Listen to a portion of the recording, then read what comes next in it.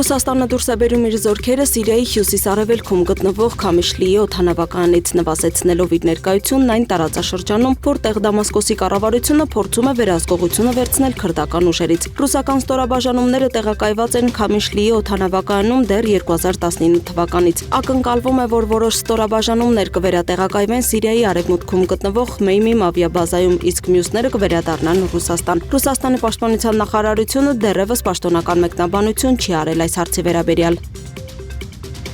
Միացյալ Նահանգների նախագահ Դոնալդ Թրամփը հայտարարել է, որ ամերիկյան խոշոր ուժերը մոտենում են Իրանին, միաժամանակ հույս հայտնելով, որ Թեհրանը կհամաձայնի գործարքի։ Թրամփը հերթական անգամ կրկնել է այն թեզը, թե Միացյալ Նահանգները 2025 թվականի հունիսին ոչնչացրել է նրա միջուկային հնարավորությունները։ Եթե եւս մեկ ամիս անցներ, նրանք կունենային միջուկային զենք։ Մենք ստիպված էինք գնալ այդ քայլին, հայտարարել է նա, մեկնաբանելով Ֆորդոյի, Նաթանզահի եւ Իսֆահանի իրանական միջուկային օբյեկտների նկատմամբ հաստված հարվածները։ Իսրայելի պաշտպանության բանակը պատրաստվում է Իրանի վրա Միացյալ Նահանգների հարձակմանը։ Իսրայելի բանակի բարձրաստիճան պաշտոնյան նշել է, որ իրենք պատրաստվում են հավանական ամերիկյան հարվածին, միաժամանակ նշելով, որ ամեն ինչ կախված է Միացյալ Նահանգների նախագահ Դոնալդ Թրամփի ցանկությունից։ Իսրայելը չի թույլատրի Պաղեստինյան պետության ստեղծումը Գազայի հատվածի տարածքում։ Այս հայտարարությամբ հանդես է եկել Բենյամին Նեթանյահուն։ Ես լսել եմ, որ հայտարարություններ կան այն մասին, թե մենք թույլ կտանք Պաղեստինյան պետության ստեղծում Գազայում։ Դա չի եղել եւ չի լինելու, ասել է Նեթանյահուն։ Նա հավելել է, որ Իսրայելը չի թույլատրի Գազայի վերականգնումը մինչև հատվածի լիակատար դելիմիտացիան եւ արմատական համաշարժման զինաթափումը։